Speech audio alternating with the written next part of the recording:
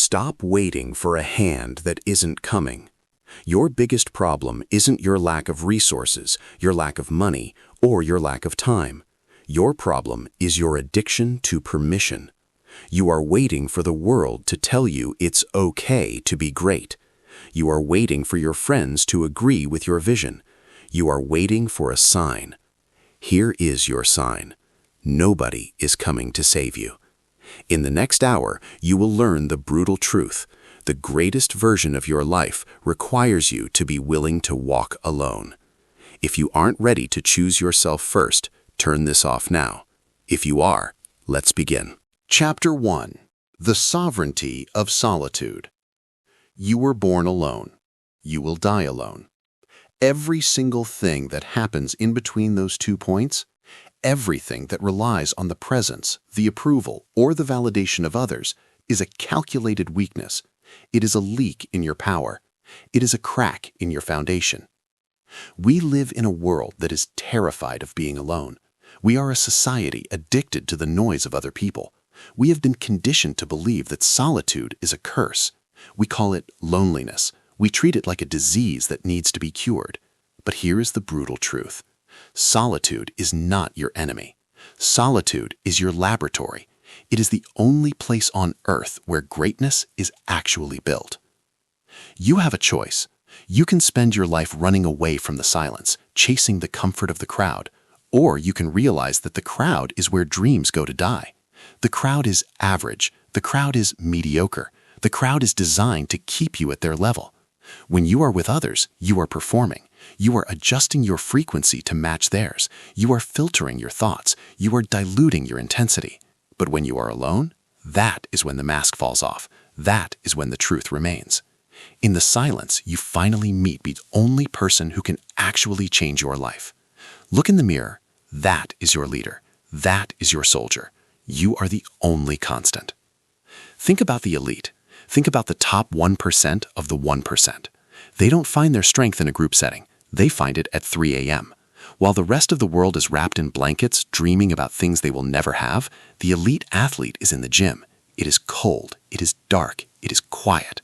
There is no crowd to cheer for them. There is no social media camera filming their progress. There is no coach yelling in their ear. There is only the sound of their own breath and the weight of the iron.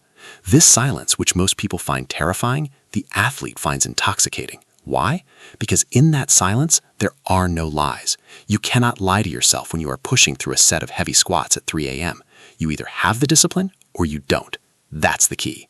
You are the only constant. Most people lack discipline because they are waiting for an audience. They only work when they are being watched. They only grind when they can post it. That is not discipline. That is a performance. True discipline is what you do when you are absolutely 100% alone and nobody will ever know if you took the easy way out. You have a choice. You can be a performer or you can be a producer. If your work depends on the energy of others, you are a parasite. You are feeding off their motivation. What happens when they leave? What happens when the room goes quiet? You crumble.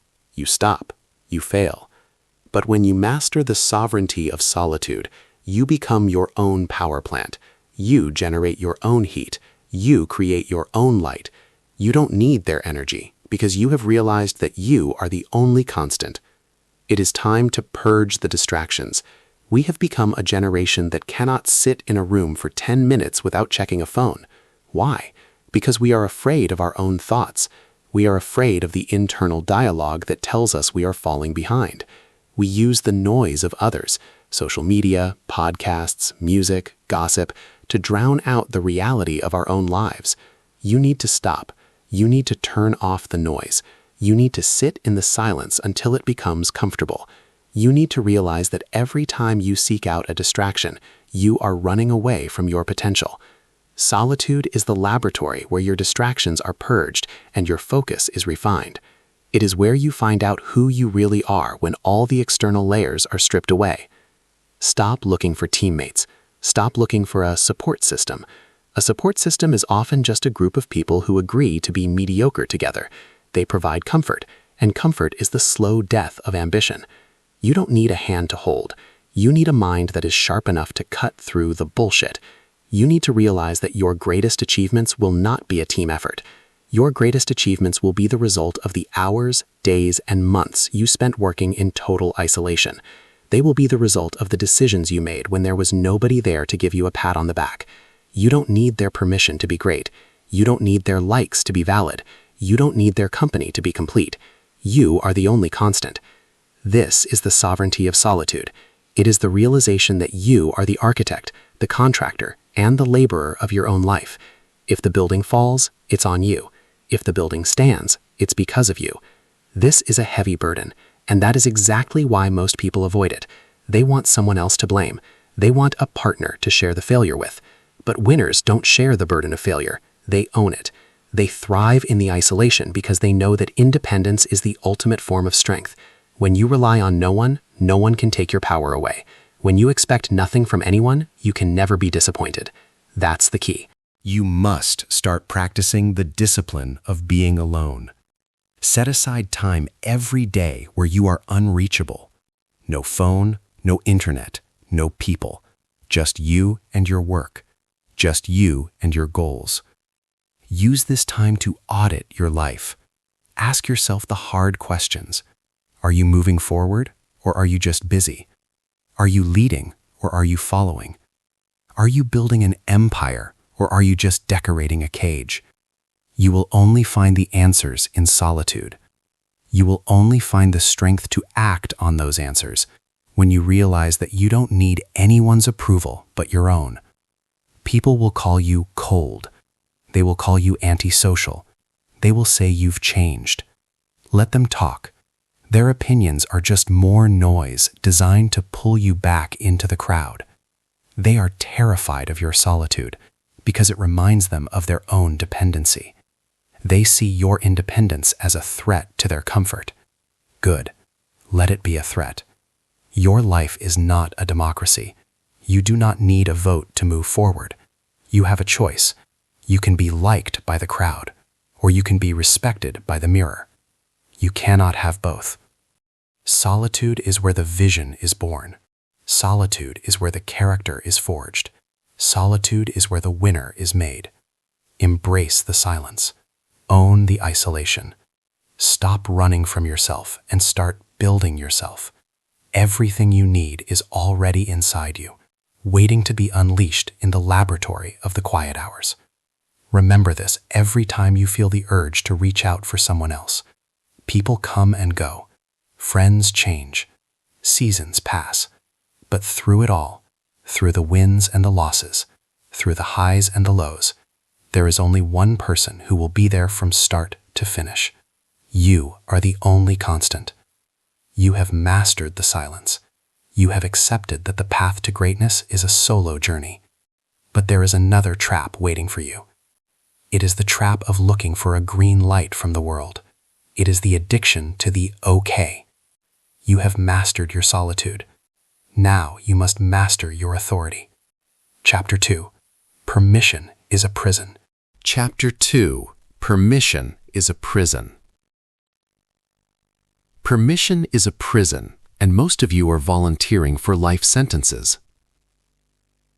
We are raised in a system that rewards obedience. From the moment you enter a classroom, you are taught to raise your hand. You are taught to ask if you can speak. You are taught to ask if you can leave the room. You are taught that before you take any significant action, you must first get the okay from an authority figure. But here is the brutal truth that will change your life. The hand-raising phase of your life is over. If you are still waiting for someone to tell you that it's your turn, you have already lost. The world does not give turns. The world gives nothing to those who wait for a green light. You have a choice. You can stay in the cell, waiting for a guard who doesn't exist to tell you that you're free, or you can realize that the door is already unlocked. Most people spend their entire lives in a state of potential because they are addicted to validation. They have a great idea, but they don't act on it. They want to start a business, but they don't do it. They want to change their body, but they wait. What are they waiting for? They are waiting for a consensus. They are waiting for their spouse to agree. They are waiting for their parents to be proud. They are waiting for the market to look safe. Every time you ask someone, What do you think I should do? You are handing them the keys to your life. You are telling them that their opinion of your life is more important than your own. That is the definition of a prisoner. That's the key.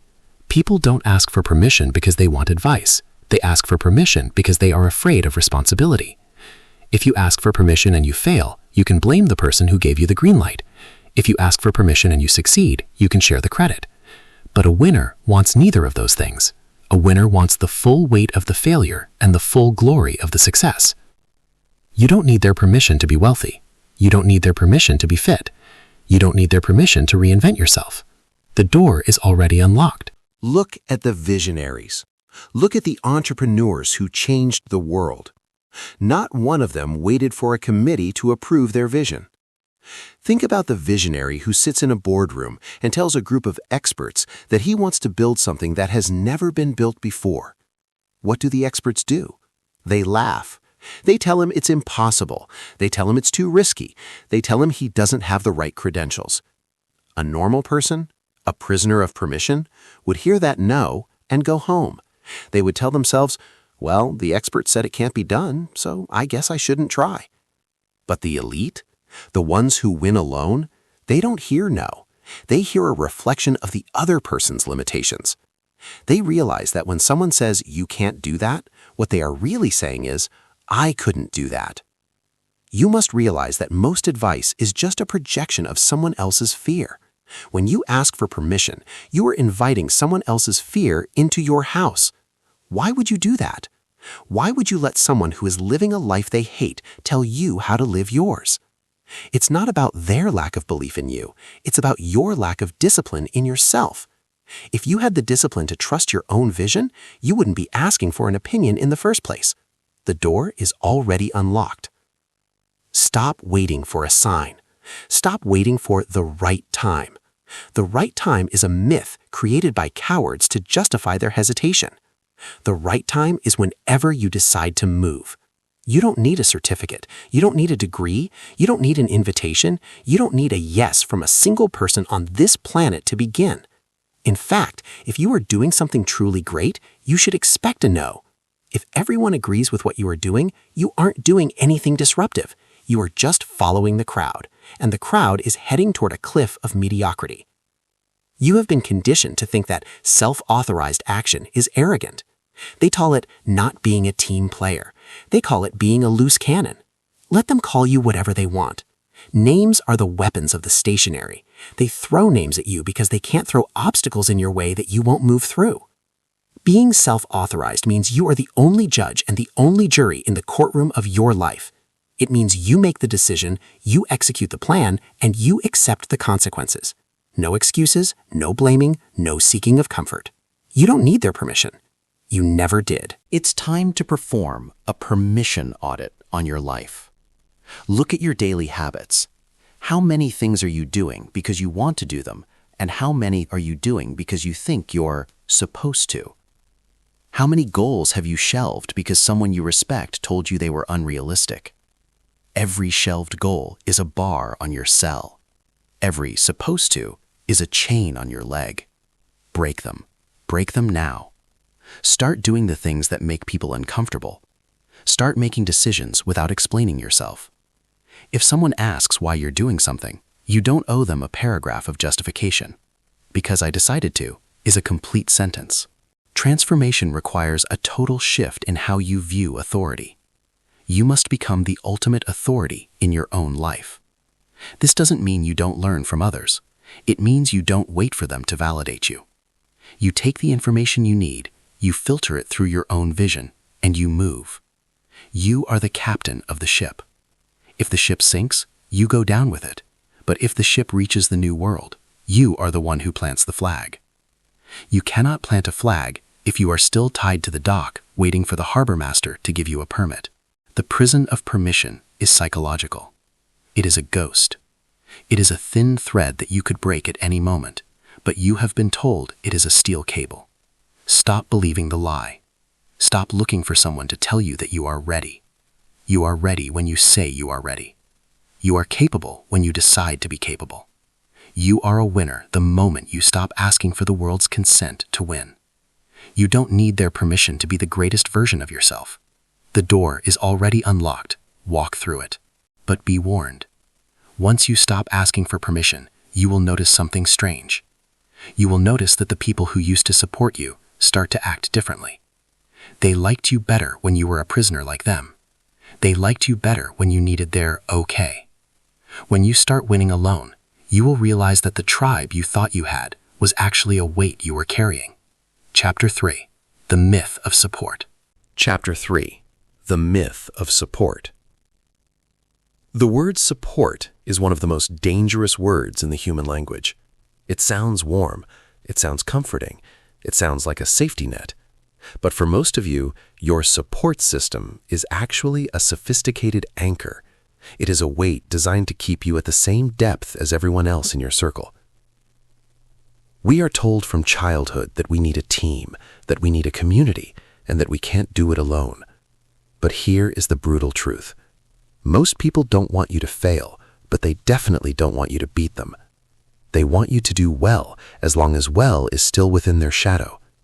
The moment you start outgrowing the room, the support vanishes and the sabotage begins.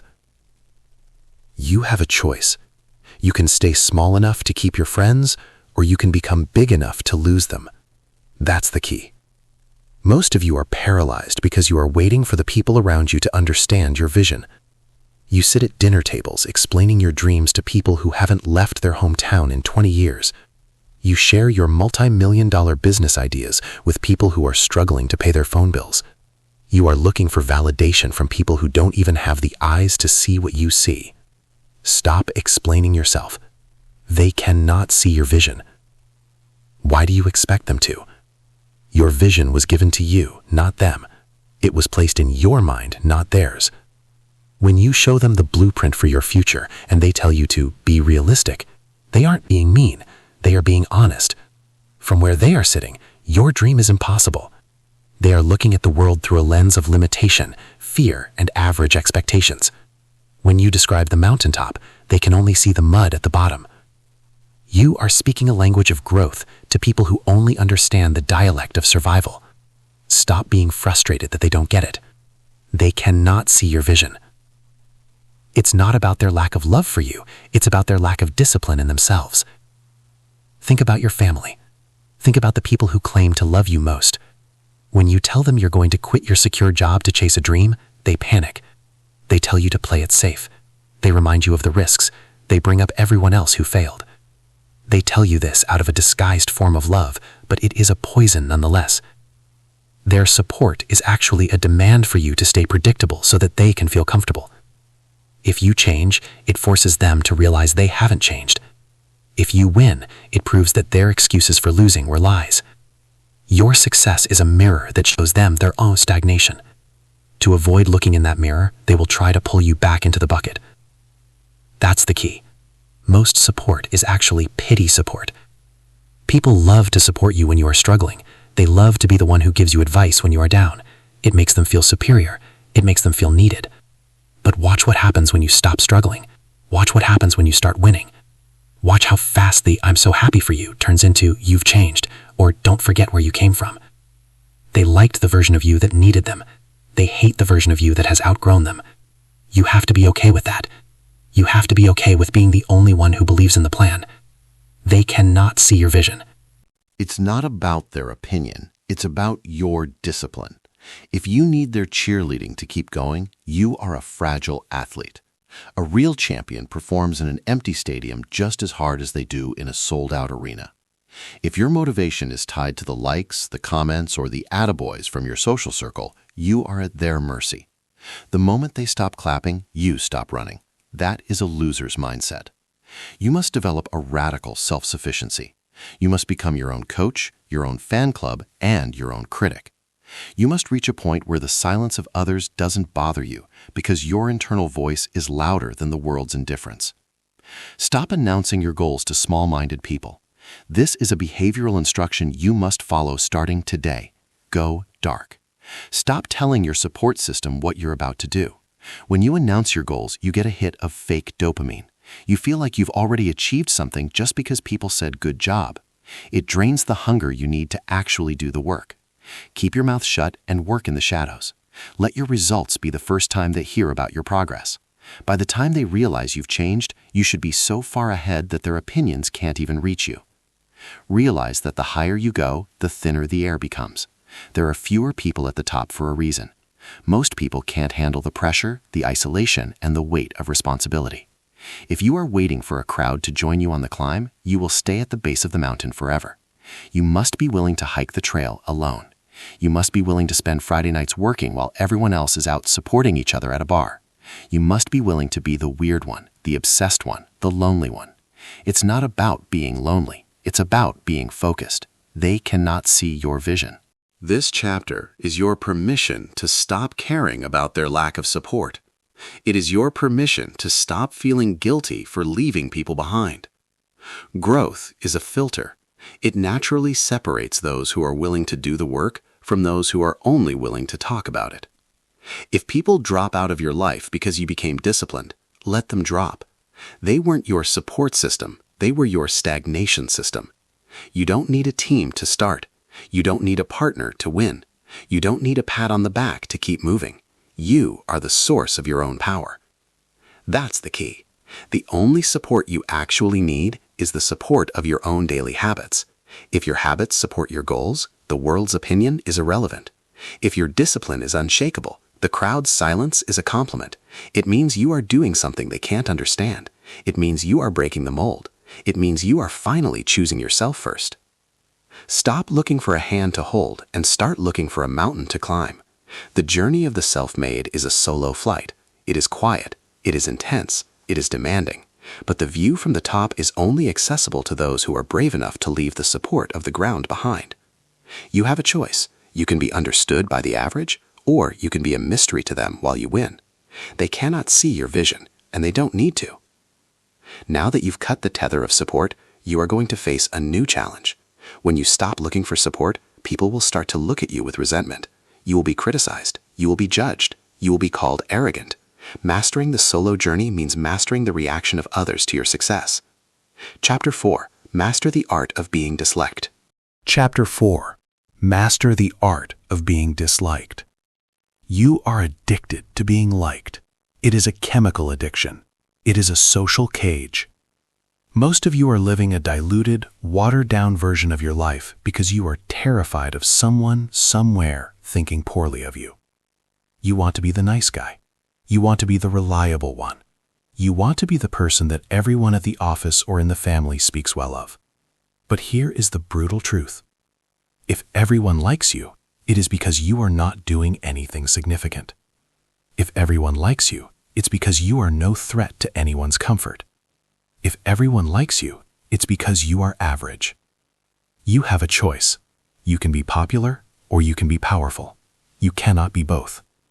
Popularity requires compromise. It requires you to smooth over your edges so you don't poke anyone. It requires you to say yes when you want to say no. It requires you to stay within the boundaries of what is socially acceptable. But greatness is not socially acceptable. Greatness is disruptive. Greatness is offensive to those who have given up on their own dreams. When you start choosing yourself first, people will call you selfish. When you start setting boundaries, they will call you cold. When you start winning, they will call you arrogant. Let them. Your reputation is none of your business. That's the key. What other people think of you is a reflection of their reality, not yours. If someone calls you arrogant because you stopped going to happy hour to work on your business, they aren't describing your character, they are describing their own insecurity. They are upset that you are no longer available to validate their lifestyle. They are frustrated that your discipline highlights their lack of it. Your reputation lives in their mind, and you have no control over that territory. Why would you spend a single second trying to manage a phantom? Stop trying to fix their perception of you. Your reputation is none of your business. It's not about being a jerk. It's about discipline. There is a massive difference between being a nice guy and being a good man. A nice guy is someone who is incapable of being disliked. He is a doormat disguised as a saint. A good man is someone who has the capacity for intensity but chooses to use it for a purpose. Sometimes being a good man or a great leader requires you to be the villain in someone else's story. Think about the leader of a failing company. He has to make the hard call. He has to cut the dead weight. He has to fire the underperformers. To those who lose their jobs, he is the bad guy. He is hated. He is criticized. But if he doesn't do it, the whole ship sinks and everyone loses. He chooses the discipline of results over the comfort of being liked.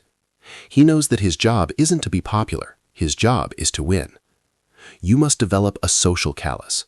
Just like the skin on your hands gets tough when you lift heavy weights, your mind must get tough when you face social pressure. Every time someone criticizes you and you don't back down, your callus grows. Every time you say no to a request that doesn't align with your goals and you deal with the awkward silence that follows, you become stronger. Most people break under the weight of an awkward silence. They feel the need to fill it with apologies and explanations. Stop explaining yourself. You don't owe the world a justification for your success. You don't owe them a reason for your discipline. It's not about your ego, it's about your mission. If your mission is big enough, you won't have time to worry about the feelings of those who aren't even involved in it. We have become a society of people pleasers because we are afraid of social isolation. But as we discussed in Chapter 1, solitude is where your power lives. If you are afraid of being disliked, you are effectively giving every person you meet a remote control to your emotions. If they smile, you feel good. If they frown, you feel bad.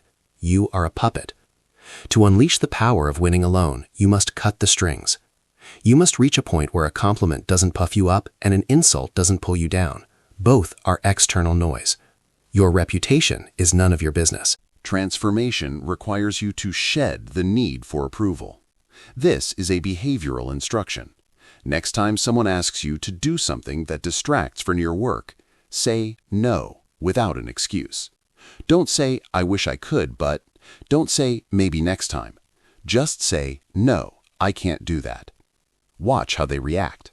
They will be shocked. They might be offended. They might tell others you've become difficult. Embrace that.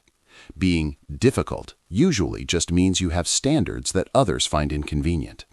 Being cold usually just means you are focused. Being selfish usually just means you finally realized that your time is more valuable than their entertainment. That's the key. Winning alone requires you to be okay with being the outlier. It requires you to be okay with the fact that you will be misunderstood. The world loves to categorize people. If you are moving faster than them, they have to categorize you as crazy or obsessed or lucky, just to make themselves feel better about standing still. If you try to correct their perception, you are wasting energy that should be spent on your goals. Let them be wrong about you. Let them believe the lie. As long as you are hitting your targets and staying true to your discipline, their narrative doesn't matter.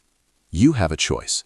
You can live for the likes and the pats on the back and die with a heart full of regret and a trophy case full of participation ribbons. Or you can accept that the price of entry into the elite is the willingness to be disliked by the average. You must become immune to the social virus of wanting to be understood. Most people will never understand you because they have never felt the hunger you feel. They have never looked at the mirror and demanded more. They are comfortable. You are not. And that gap, that distance between you and them, will always be filled with their judgment. Own the role of the outsider. There is a tremendous amount of freedom in being the one people don't get. It means you are no longer invited to the events that waste your time. It means people stop asking you for favors that drain your energy. It means the only people left in your life are the ones who respect your results more than your personality. This is the filter of greatness. It clears the path so you can run. It removes the friction of social expectation. When you master the art of being disliked, you are finally free to become who you were meant to be. Stop checking the temperature of the room before you speak. Stop looking at people's faces to see if they approve of your vision. Stop apologizing for being focused. You are on a solo mission. A soldier on a mission doesn't stop to ask the enemy if his uniform looks okay. A soldier doesn't stop to apologize for the noise his weapon makes. He executes, he moves, he wins. Your reputation will take care of itself once you are standing on top of the mountain. And by then, you'll realize that you never needed their approval anyway. Your reputation is none of your business. You have hardened your heart against the noise of the crowd. You have accepted the villain role if it means staying on the path. You are now socially autonomous. But now that the outside noise has stopped, the real work begins. Now we must talk about the work that happens when no one is watching, the work that has no audience, the work that is pure, raw, and repetitive. Chapter 5. The Silent Grind. Chapter 5. The silent grind. The world is addicted to the theater of productivity. We live in an era where people spend more time setting up the lighting for a photo of their laptop than actually typing on the keyboard. We see hustle culture influencers posting polished videos of their 4 a.m. routines, their perfect green juices, and their aesthetically pleasing workspaces. But let me tell you something that the influencers won't. If you need a camera running to stay focused, you are not disciplined. You are an actor. You are performing a role for an audience, and the moment that audience disappears, your work ethic will vanish with it. Real greatness is built in the dark. It is built when the room is cold, the coffee is bitter, and there is absolutely no one around to tell you good job. Welcome to the silent grind. You have a choice. You can be a performer, or you can be a producer. A performer works with a clout. They work for the validation. They need the likes, the comments, and the digital pats on the back to feel like they are moving forward. A producer, however, works for the outcome. They work because the work needs to be done. They don't need a soundtrack. They don't need a cheering section. They don't need to announce their monk mode to the world on Instagram. They just go into the room, shut the door, and stay there until the job is finished. That's the key. Results don't lie. Why are you so desperate for people to know you are working? It's because you are insecure about your progress. You are trying to cash in on the credit before you've done the labor. This is a psychological trap called social reality. When you tell someone your goal, your brain receives a hit of dopamine as if you've already achieved it. You feel the pride of the winner without having run the race. This premature celebration is the poison of ambition. It drains the hunger you need to actually execute. When you talk about your work, you bleed out the pressure that should be driving you. You need that internal pressure. You need that frustration. You need that hunger. Keep your mouth shut. If you are truly grinding, you won't have the energy to talk about it. It's not about the recognition, it's about the discipline. Think about a master writer. Imagine a man sitting in a dimly lit room for 3 years. He doesn't go to parties, he doesn't post updates on his word count, he doesn't look for a writing community to hold his hand. He sits in the silence and wrestles with the words. He faces the blank page every single morning, regardless of how he feels. There is no applause in that room. There is only the ticking of the clock and the weight of the craft. 3 years later, he emerges with a masterpiece. The world is shocked. They call it overnight success. They call him a genius. But the masterpiece wasn't created in the spotlight. It was forged in the silent grind. It was built during the thousands of hours when he chose to be a ghost. Results don't lie. Most of you are terrified of the silent grind because you are afraid of what you will find in the silence.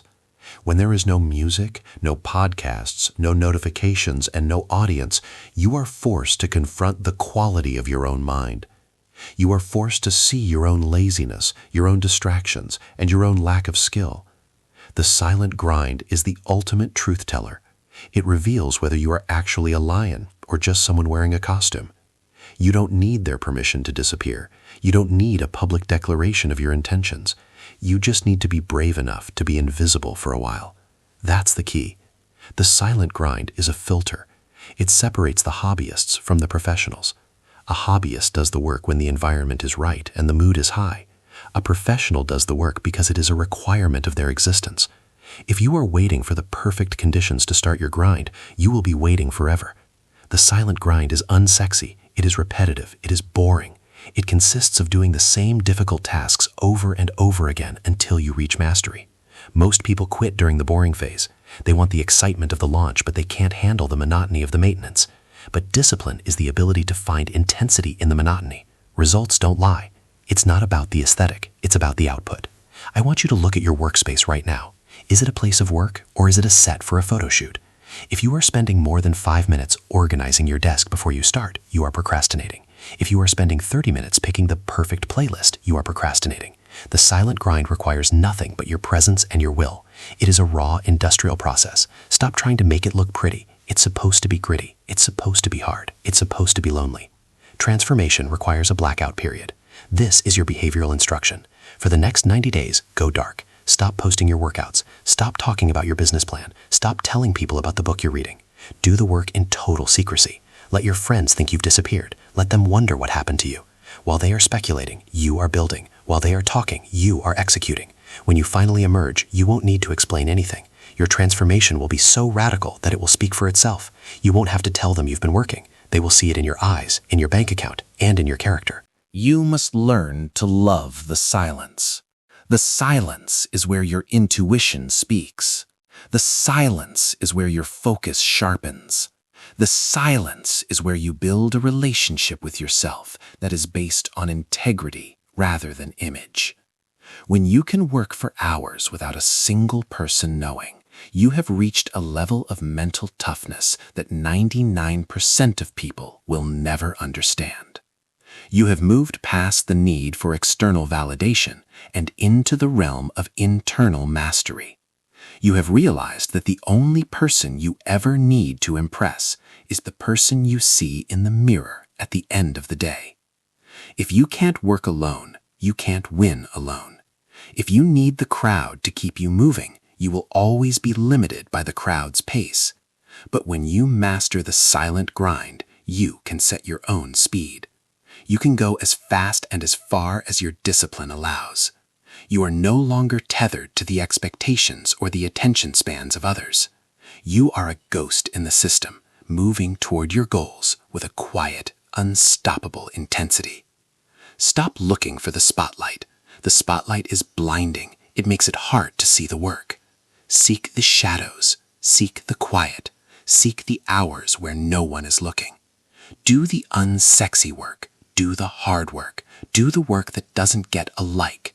Because at the end of the day, when the noise dies down and the curtains close, only one thing will remain. The talk will fade, the posts will be forgotten, the theater will end.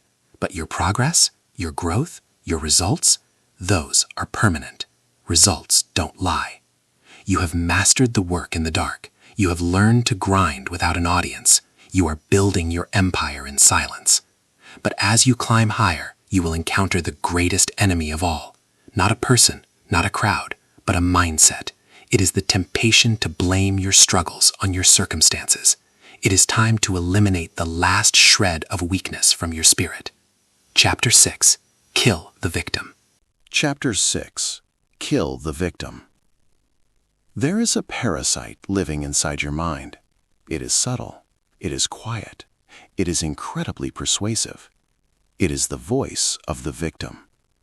It is the part of you that looks at your current bank account, your struggling relationships, or your out-of-shape body and immediately looks for someone else to point the finger at. It blames your parents for how they raised you. It blames the economy for your lack of wealth. It blames your toxic ex for your lack of peace.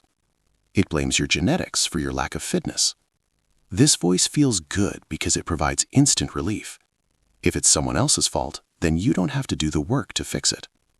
But here is the brutal truth that most people are too weak to hear. The moment you blame someone else for your situation, you have handed them the remote control to your life. You have officially become a prisoner. You have a choice. You can be right about your excuses, or you can be successful. You cannot be both. The victim is always right. The victim has a list of reasons a mile long why they can't get ahead. And they might be right. Maybe life was unfair to you. Maybe you were dealt a bad hand. Maybe you did suffer things you didn't deserve. But being right doesn't pay the bills. Being right doesn't build the muscle. Being right doesn't create the legacy. Only responsibility does. That's the key.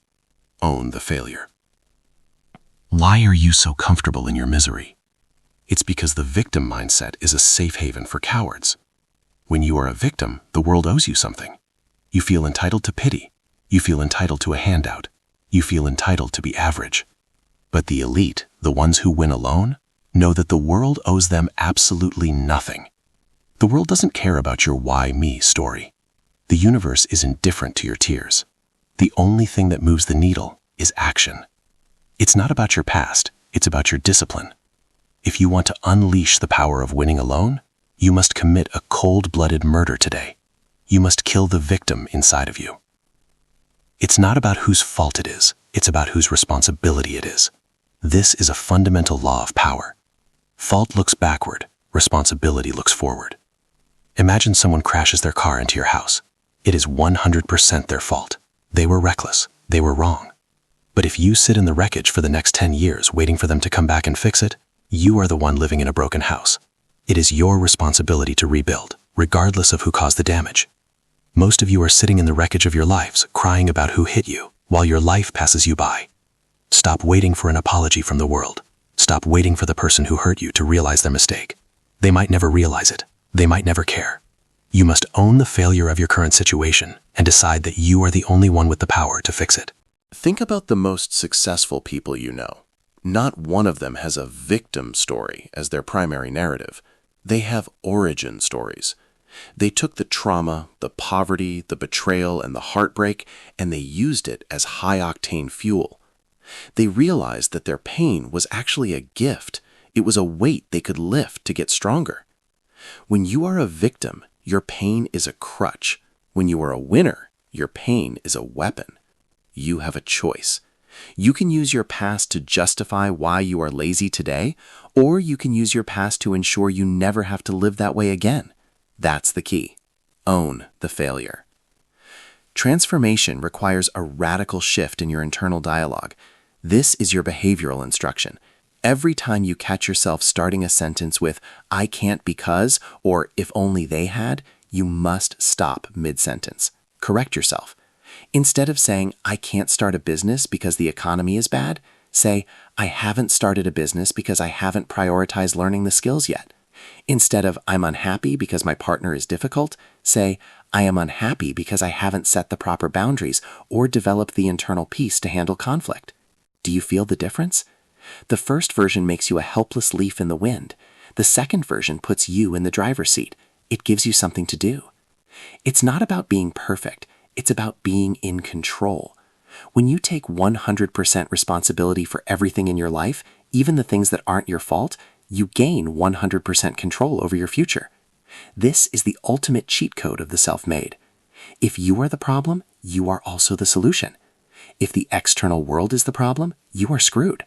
Why would you want to live in a world where your happiness depends on the weather, the government, or the mood of your boss? Take the power back. Claim the failure. Admit that your current life is a perfect reflection of your past choices. If you don't like the reflection, start making different choices. Kill the need for pity. Pity is a low-frequency emotion. It is the sound of people agreeing that you are weak.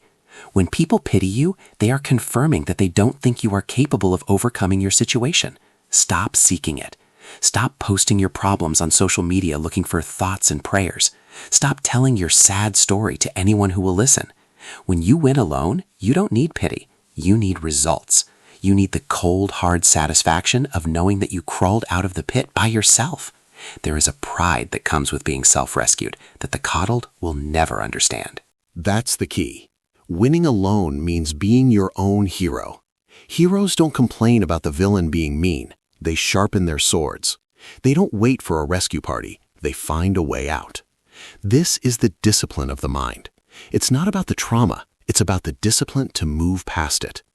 You must become a person who refuses to be a victim of anything.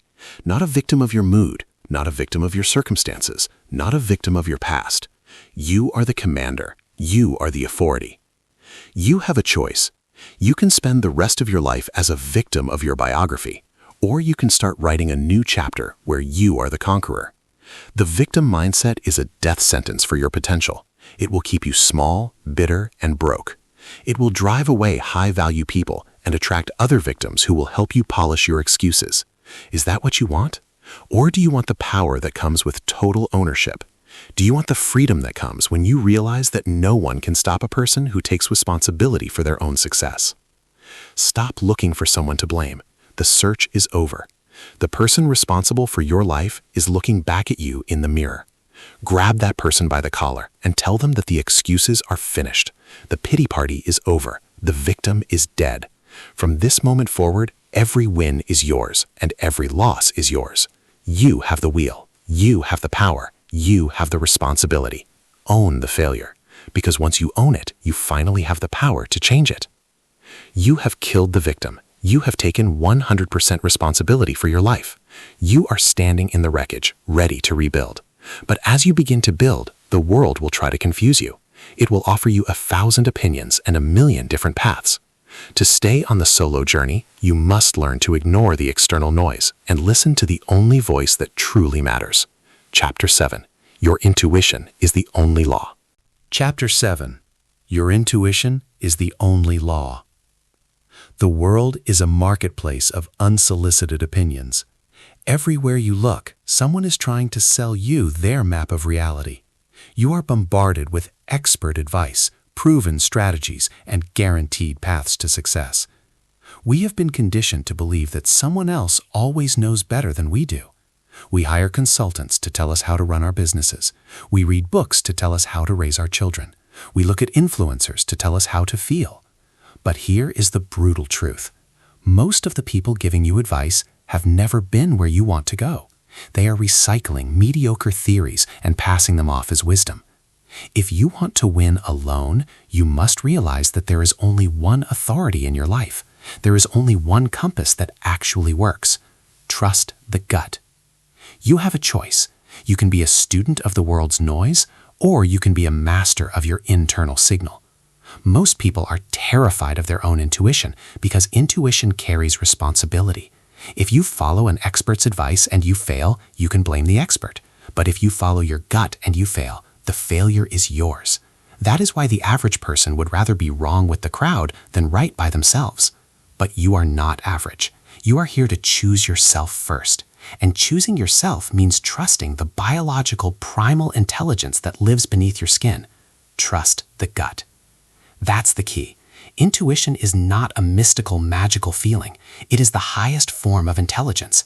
It is your subconscious mind processing millions of data points that your logical mind is too slow to see. Your logic is a filter. It is a cage. Logic is built on your past experiences and the fears that society has injected into you. Logic will always tell you why a big move is risky. Logic will give you 1,000 reasons why you should wait and see. Logic is the voice that talks you out of your destiny. But your intuition? Your intuition sees the pattern before it manifests. It senses the truth before the words are spoken. Trust the gut. Think about the trader. Imagine a man sitting in front of a screen. Every expert on the news is screaming that the market is going up. Every analyst has a chart showing a guaranteed profit. The logic says buy. The data says buy. But the trader? He feels a chill. He feels a tightness in his chest. His gut is telling him that the air is too thin. He sees a subtle pattern in the noise that the machines are missing. He doesn't look for a second opinion. He doesn't check the forums. He doesn't ask his friends for permission. He hits the sell button. While the world is buying into a crash, he is exiting with a fortune. Why? Because he knew that the only law that matters is the one written in his own instincts. It's not about the data. It's about the discipline to listen to yourself. Trust the gut. You don't need their permission to follow your instincts. You don't need a certificate of rightness from the world. Most of you are paralyzed because you are waiting for someone to validate what you already know to be true. You know that relationship is dead, but you stay because your friends say he's a nice guy. You know that business idea is a winner, but you don't start because your accountant says it's speculative. You are letting people who aren't even in the game call the plays for your life. That is a recipe for a life of regret. You have a choice. You can live according to their facts, or you can win according to your truth. Trust the gut. It's not about your intelligence, it's about your discipline. It takes a massive amount of internal discipline to ignore a room full of people and follow your own path. It is lonely. It is frightening. It feels like walking into a dark room while everyone else is standing under a street lamp. But the street lamp is where everyone else is standing. There is no greatness there. There is only competition and noise. Greatness is found in the dark, guided by your own internal light. You must develop the internal authority. This means you stop looking for mentors and start looking for mirrors. You stop asking, is this right? And start asking, does this align with my vision? This is a behavioral instruction. For the next 7 days, practice instant intuition. When you have a small choice to make, what to eat, which route to take, which task to do first, don't deliberate. Don't weigh the pros and cons. Just act on the first impulse you feel. Build the muscle of trusting yourself on the small things so that when the $1 million decisions come, your hand doesn't shake. You are training your mind to recognize that your first instinct is usually your highest self trying to speak. Trust the gut. Logic is for the followers. Intuition is for the leaders. Logic is the language of the status quo. If something is logical, it means it fits into the existing system. But you are here to break the system. You are here to win alone. And winning alone requires you to do things that people find illogical. It is illogical to quit a six-figure job to start a YouTube channel. It is illogical to spend 10 hours a day on a skill that hasn't paid a dime yet. It is illogical to walk away from everyone you know to protect your peace. But if your gut says go, you go. You don't explain, you don't justify, you move. The world will try to gaslight you. They will tell you that you are being impulsive or emotional. They will use their logic to try and pull you back into the cage of consensus. They want you to be predictable. They want you to be manageable. A person who trusts their intuition is dangerous because they cannot be controlled. You cannot be manipulated by social pressure if you don't value social opinion. You cannot be distracted by opportunities if your gut says they are traps. You become a laser-focused force of nature. Trust the gut. That's the key. Your intuition is the only law. It is the voice of your soul, refined by the silence we talked about in Chapter 1 and the discipline we talked about in Chapter 5.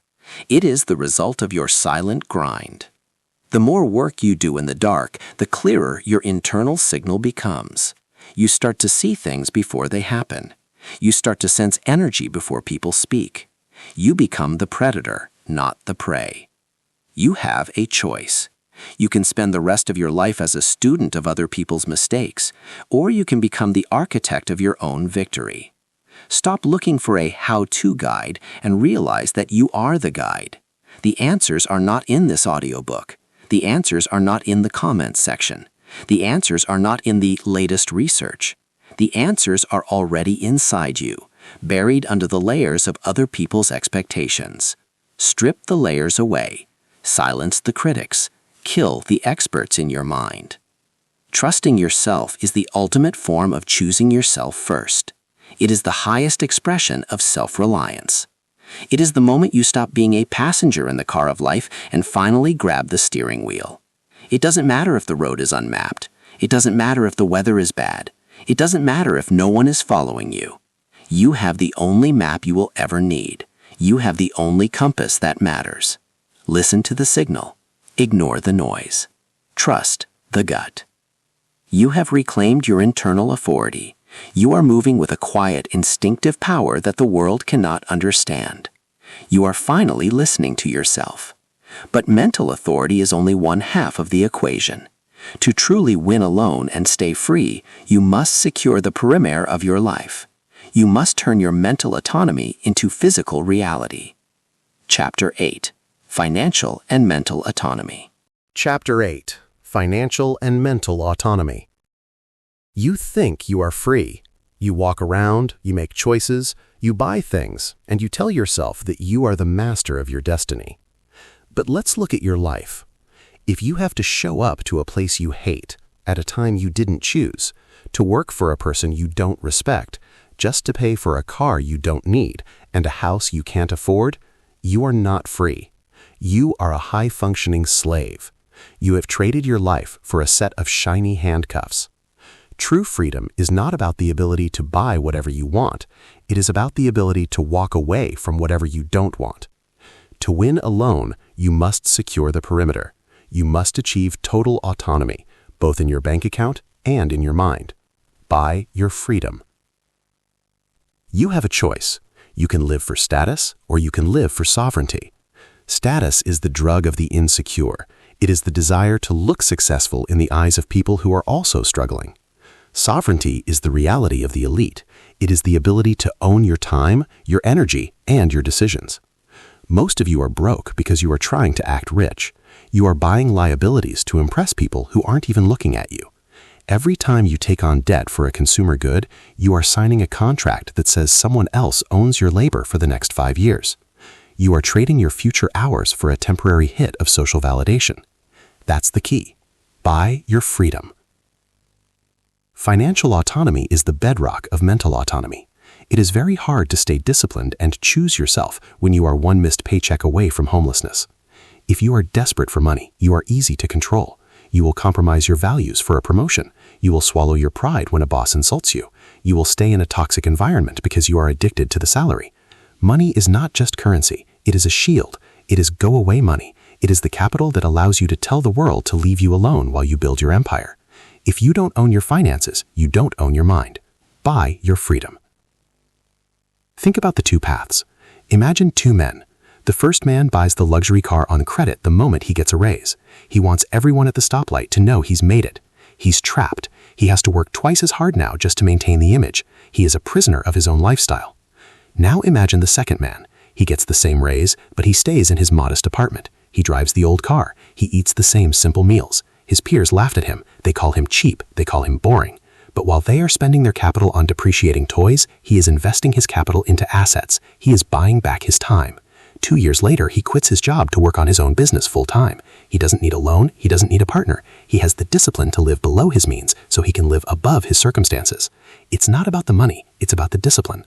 Buy your freedom. Mental autonomy is the second half of the equation. Just as debt chains you to a bank, seeking validation chains you to a crowd. If you are mentally dependent on the approval of others, you are broke, even if your bank account is full. You are constantly borrowing your self-worth from other people's opinions, and that is a high-interest loan that you can never pay back. You must reach a point of mental solvency. This is when your self-esteem is an asset that you own, not a liability that the world manages. When you are mentally autonomous, you don't care if people disagree with you. You don't care if they mock your progress.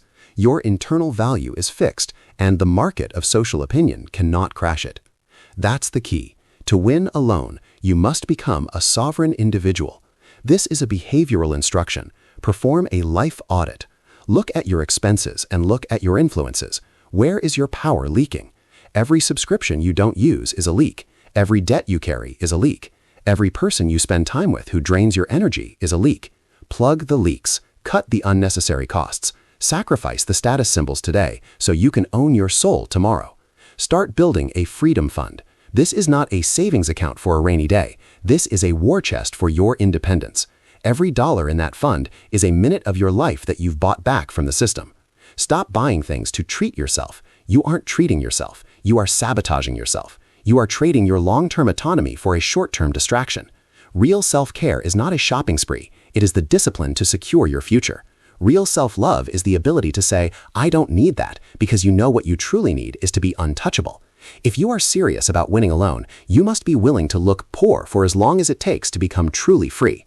You must be willing to be the boring person who stays home and saves while everyone else is out spending money they haven't earned. It's not about greed, it's about power. Money is a tool that amplifies your ability to be disciplined. When you have financial autonomy, your focus sharpens. You no longer have the static of financial stress buzzing in your brain. You can afford to wait for the right opportunity. You can afford to say no to mediocre deals. You can afford to double down on your silent grind. This is how the elite win. They aren't smarter than you. They are just more autonomous than you. They have the leverage to move when they want to move, and they got that leverage by choosing freedom over status. You have a choice. You can be a star in a cage, or you can be a king in the wild. The cage is comfortable. It has air conditioning and regular meals and people who tell you you're pretty. But it's still a cage. The wild is dangerous. It's cold. It's lonely. You have to hunt for your own food.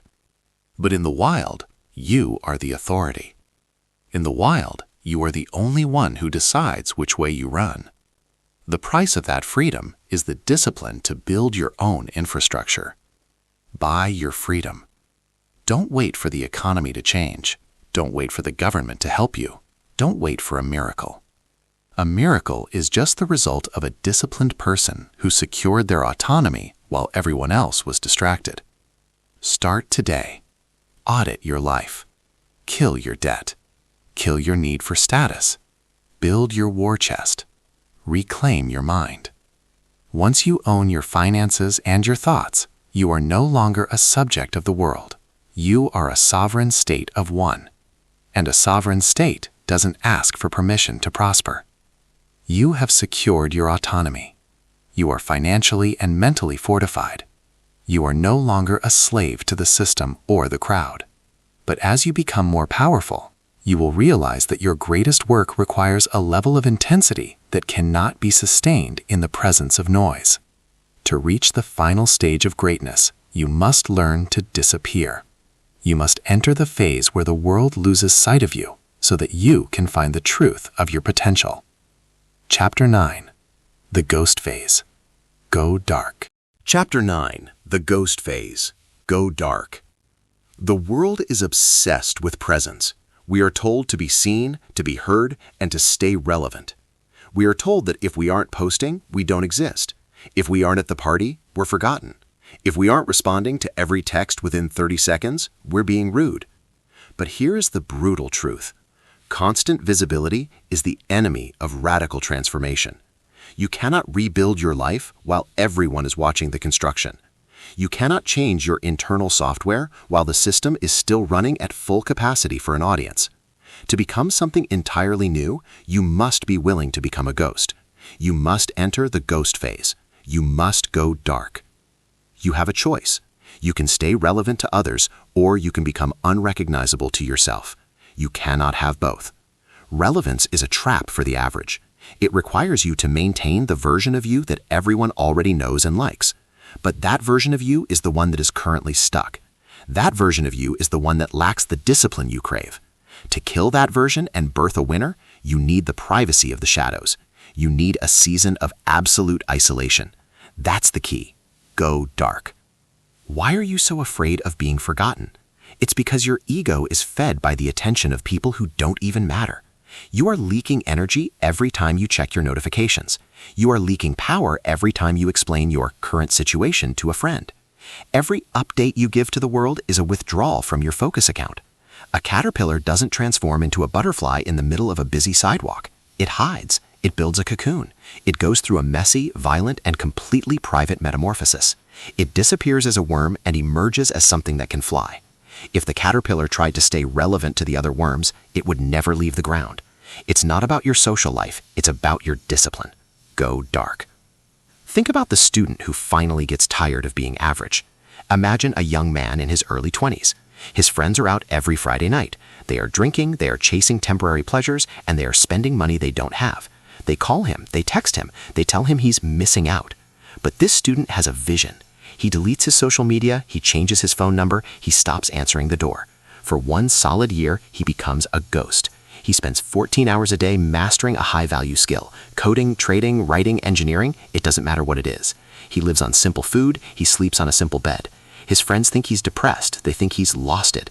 But 12 months later, he emerges. He has a skill that pays him more in a month than his friends make in a year. He has a body that is forged in iron. He has a mind that is sharp as a scalpel. He didn't just improve, he evolved, and he only did it because he had the discipline to go dark. You don't need their permission to disappear.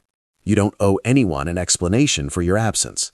We have become so conditioned to politeness that we feel guilty for not being accessible. Break that guilt. Accessibility is a liability. If anyone can reach you at any time, you belong to them, not yourself. The ghost phase is about reclaiming ownership of your attention.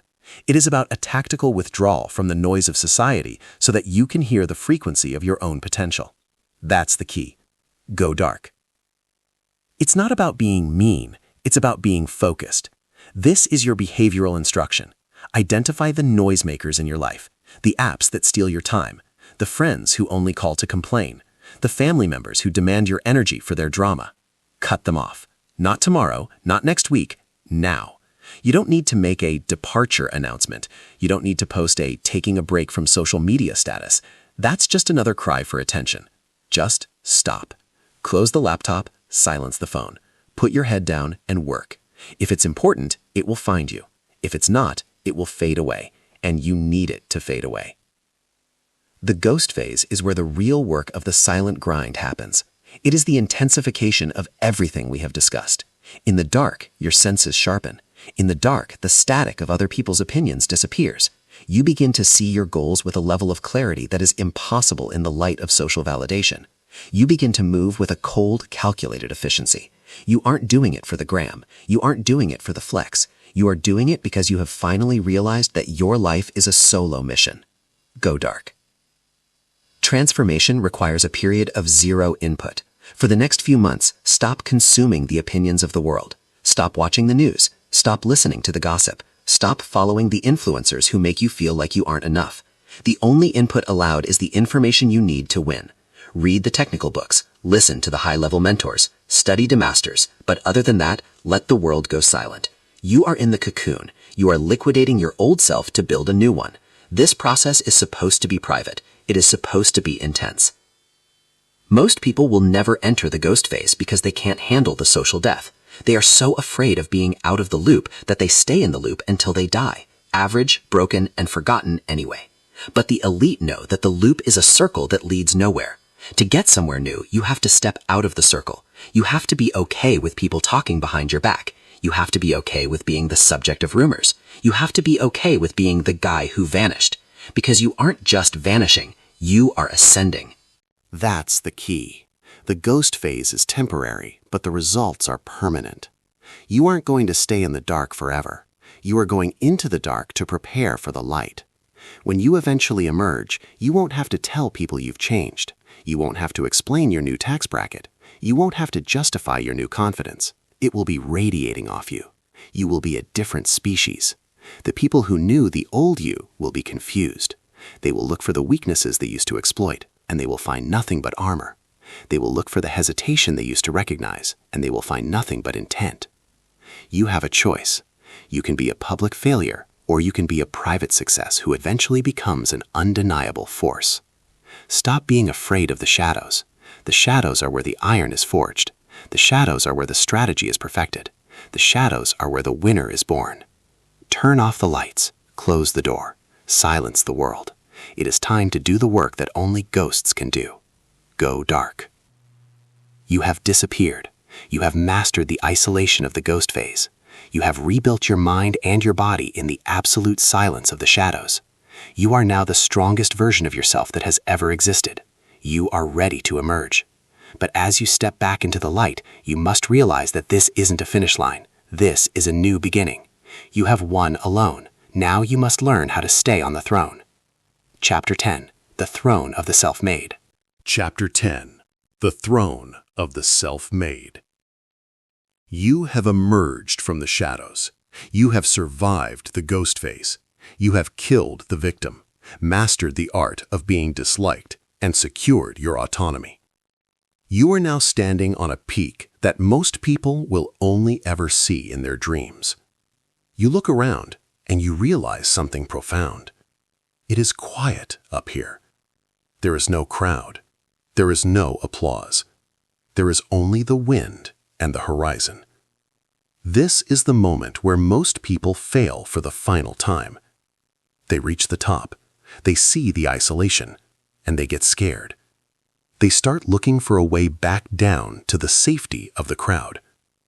But you are not most people. You have realized that the isolation isn't a side effect of winning. The isolation is the win. You have arrived at the throne of the self-made. And up here, the view is for you. You have a choice.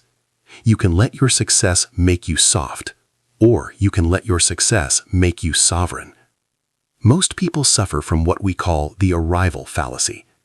They think that once they reach a certain tax bracket, once they get the title, or once they achieve the goal, they can finally relax.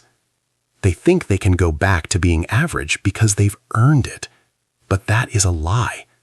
Discipline is not a destination, it is a permanent state of being. The throne is not a place to sit and rest, it is a vantage point to plan your next conquest. If you stop doing what it took to get here, you will lose the throne faster than you gained it. That's the key. The view is for you. Why is winning alone the highest form of victory? It's because it is the only victory that belongs entirely to you. When you have partners, when you have a support system, when you have people who helped you along the way, your victory is diluted. You owe them. You owe them an explanation. You owe them a piece of the pie. You owe them a thank you. But when you win alone, you owe nobody. You can look at every dollar in the bank, every muscle in your body, and every brick in your empire and say, I built this. There is a level of psychological power in that statement that the team players will never understand. You were the architect. You were the laborer. You were the soldier. The view is for you. Think about the self-made legend. Imagine a man who started with nothing. He was mocked, he was ignored, and he was left behind. He went through the silent grind. He endured the ghost phase. He faced the cold realization that no one was coming to save him. Now he stands at the pinnacle of his industry. He is wealthy, he is respected, and he is untouchable. People who ignored him 10 years ago are now desperately trying to get into his inner circle. They want to celebrate with him. They want to tell him how much they always believed in him. But he looks at them with cold, clear eyes. He knows they weren't in the gym at 3 a.m. He knows they weren't there when the bank account was at 0. He doesn't feel the need to be nice or inclusive. He has realized that his struggle was his own, and therefore his success is his own.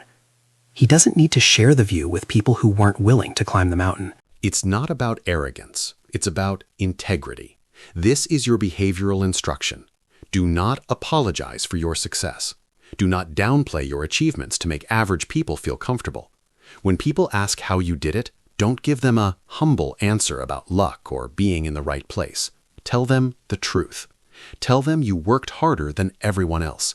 Tell them you sacrificed your social life. Tell them you chose yourself first. If the truth makes them uncomfortable, let them be uncomfortable.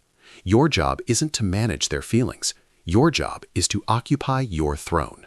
That's the key. The view is for you. Transformation isn't a one-time event. It is a lifestyle. The throne is actually a state of mind where you are completely self-referenced. You no longer look out there for anything. You don't look for motivation. You generate it. You don't look for direction. You set it. You don't look for meaning. You create it. To maintain this, you must fall in love with the process more than the result. The person who loves walking will walk further than the person who loves the destination. If you only love the throne, you will become a stagnant, paranoid king. If you love the grind that keeps you on the throne, you will be a conqueror forever. You must realize that the struggle was the reward. This is the ultimate secret of the self-made. When you look back at your life from the top, you won't remember the vacations or the luxury purchases. You will remember the nights you wanted to quit but didn't. You will remember the feeling of your heart pounding during the ghost phase. You will remember the cold clarity of the silent grind. The pain was the point. The isolation was the training. The world tried to break you, and by failing to break you, it made you the master. You have a choice. You can look back with regret, or you can look back with the cold satisfaction of a wolf who survived the winter. It's not about the money. It's about the discipline. A person who wins alone has developed a set of internal skills that can never be taken away. If you lost everything tomorrow, the money, the house, the reputation, it wouldn't matter. You still have the mind of a winner. You still have the discipline to go dark. You still have the gut instinct to lead. You would just build it all again, faster and better. That is the true throne. It is the unshakable knowledge that you are the source of your own life. You are the only constant. This is the final transformation. You have moved from trying to be disciplined to being disciplined. It is no longer an effort. It is your nature. You are the one who stays when others leave. You are the one who works when others play. You are the one who thinks when others react. You are the sovereign of your own existence. The world may try to invite you back to the average life. They may offer you the comforts of the crowd. They may try to tempt you with the support of the tribe. Ignore them. You have seen what is possible when you choose yourself first. Why would you ever go back to being a shadow in someone else's world when you can be the sun in your own? That's the key. The throne of the self-made is a solo seat. It was never meant for two.